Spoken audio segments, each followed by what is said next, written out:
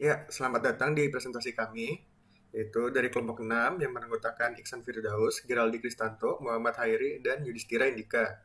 Nah, pada presentasi ini, kami akan menjelaskan bab 10 dari perkuliahan OOP, Object Oriented Programming, yang berjudul Improving Structure with Inheritance.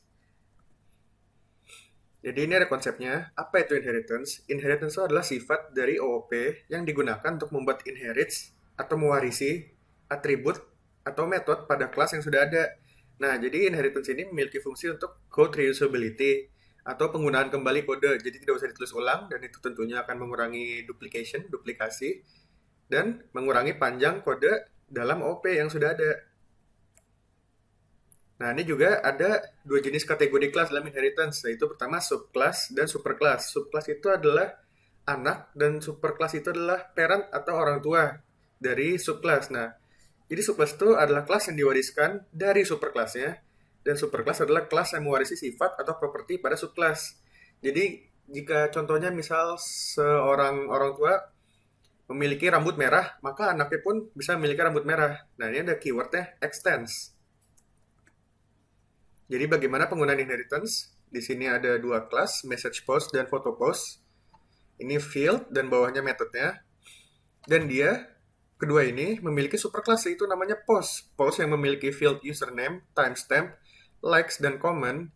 Ini akan mewarisi sifat dia ke message post dan photo post.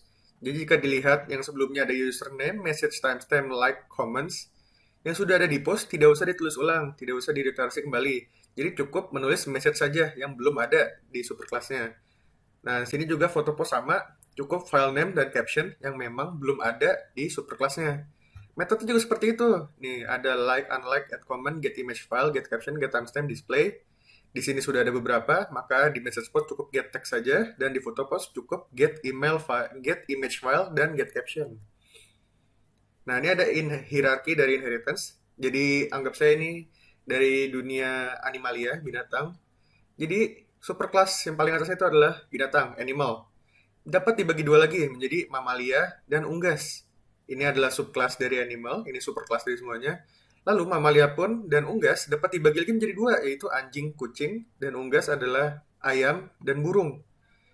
Anjing pun dapat dibagi lagi menjadi subclass ya, poodle dan dalmatian. Nah, ini. Nah, satu superclass dapat mewarisi lebih dari satu subclass. Nah, ini nih. Jadi subclassnya kan banyak, ada mammal, dog, poodle, dalmatian, dan lain-lainnya. Dan sebuah subclass dapat menjadi superclass dari subclass lainnya. Seperti sini dapat lihat anjing dan kucing itu subclass dari superclass mammal, walaupun mammal itu merupakan subclass dari superclass animal. Nah, ini ada contoh penulisan inheritance dalam Java. Jadi tadi ini yang sebelumnya yang post, message post, dan photo post. Pada post ini, nah ini constructor dan method saya dihilangi terlebih dahulu. Sudah ada username, long timestamp, likes, dan array string buat comments. Nah, ini cukup sini. Dan pada message post dan photo post cukup ditulis ini saja. Yang tadi di atas belum ada. Tidak usah ditulis ulang username, timestamp, likes, dan comments. Tidak usah lagi. Nah, ini ada aturan access modifier pada inheritance. Jadi method dan atribut publik pada superclass dapat diakses oleh semua subclass. Dan metode dan atribut protected pada superclass dapat menjadi protected atau public pada subclass dan dapat diakses. Metode dan atribut private tidak dapat diakses oleh objek dari kelas lain, jadi hanya khusus subclass itu saja. Nah, ini ada inisialisasi dari superclass dan subclass. Jika ingin memanggil warisan dari superclass, pada subclassnya cukup ditulis super dalam kurung namanya apa. Misalnya di sini sudah ada author, maka cukup ditulis super author. Selanjutnya ini adalah tambahan yang belum ada di superclassnya. Nah, lalu ada keuntungan dari inheritance, yaitu tadi sudah disebutkan beberapa, menghindari duplikasi data, penggunaan kembali kode yang sudah ada, lebih mudah dalam melakukan maintenance, dan extendability. Selanjutnya ada subtyping. Subtyping itu apa? Ketika kita ingin mengassign suatu objek ke variabel, tipe dari objek harus sesuai dengan tipe variabel. Untuk mempermudah pemahaman, digunakan contoh seperti di bawah ini. Misalnya ada variabel x yang tipe datanya itu integer. Ketika kita ingin mengassign objek, dia itu tipe objeknya tuh harus sama, integer juga. Contoh di sini integer x sama dengan plus y, z. Berarti nilai x di sini adalah hasil penjumlahan y dengan z. Begitu pula dengan objek di bawahnya, yaitu char dengan nama objeknya variabel 1 sama dengan new char, kayak gitu. Jadi kalau misalnya kita assign char, dia tipe objeknya juga harus char, tipe datanya. Berikut adalah visualisasi subtyping yang tadi. Jadi di sini dijelaskan bahwa data penulisannya itu pertama adalah data type-nya, lalu nama variabelnya, baru value yang disimpan terhadap variabel tersebut. Nah, ini cara penulisannya yang tadi. Jadi definisi kode di atas itu dia bikin variabel namanya char, terus objeknya itu namanya char juga gitu. Next. Nah, ini ada cara penulisan objek yang benar kayak gimana. Jadi di sini kan ada parent class namanya itu vehicle dan punya subclass namanya car dan bicycle. Jadi kalau misalnya kita menggunakan parent class-nya untuk mendeclare objek, kita bisa assign baik parent class maupun subclass-nya. Contoh di sini vehicle var1, kita bisa bikinnya new vehicle karena emang itu tipe datanya. Nah, untuk yang kedua, dia vehicle var2, dia bisa set new car. Kenapa? Karena car itu adalah subclass-nya dari vehicle. Sama yang ketiga juga gitu.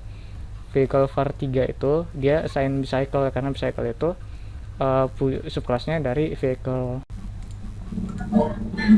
Nah, cara assign itu juga nggak berlaku sebaliknya. Kayak misalnya kita pertama tuh assign car, tapi pas dibikin objeknya kita pakainya vehicle, nggak bisa karena kita udah declare pertama kali tipe datanya itu car yang jadi subclass dari vehicle. Terus kenapa kita nggak bisa assign bicycle ke car? Karena bicycle sama car meskipun sama-sama subclass, mereka tuh nggak terhubung secara langsung gitu. Mereka sama-sama subclass dari vehicle doang, kayak gitu. Lalu selanjutnya ada subtyping dan parameter passing. Aturan subtyping dapat digunakan untuk parameter passing, seperti mengassign value ke sebuah variabel. Contohnya kita punya superclass post dengan subclass message post dan picture post. Lalu ada kelas bernama newsfeed yang memiliki method addPost dengan tipe data post. Di atas itu ada konstruktor dari newsfeed-nya, di bawahnya itu ada method addPost-nya. Jadi kita menggunakan parameter yang sudah kita declare untuk digunakan di function-nya.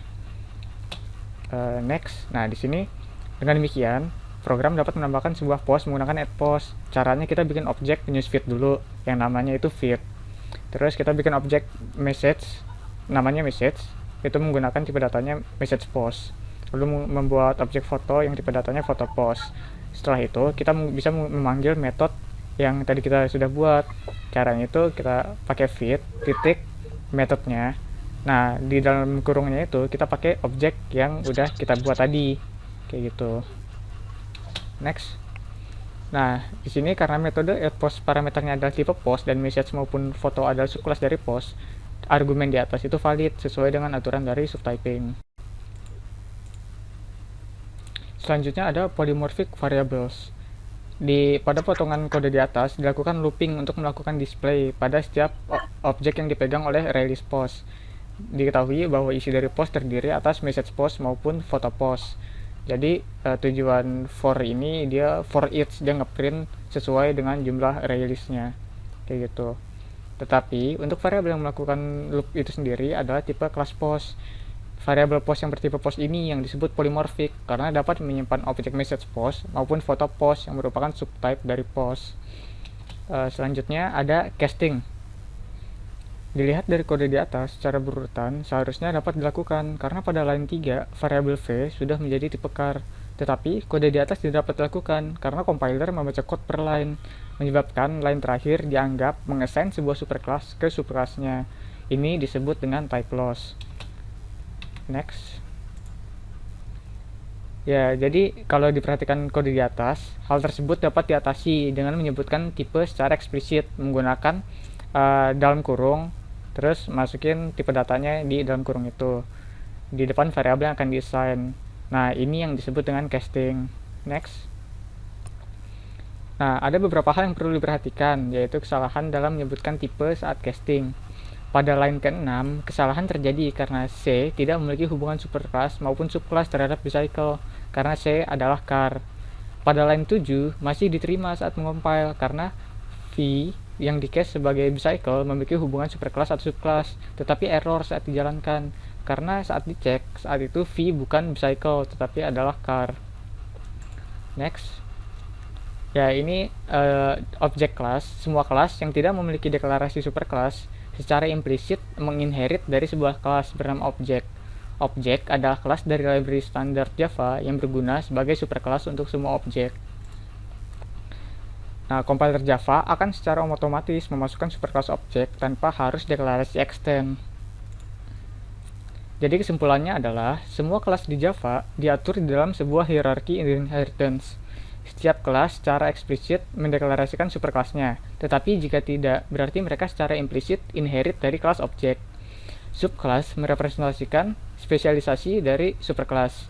Subkelas menginherit semua field dan method dari superkelas. Subkelas juga membuat subtype yang mengarah ke variabel polymorphic. Inheritance memungkinkan desain dari sebuah struktur kelas menjadi lebih mudah dipelihara dan fleksibel. Ini referensi presentasi kami yang bisa dibaca dari W3 Schools dan Geeks for Geeks. Sekian presentasi dari kelompok kami. Terima kasih.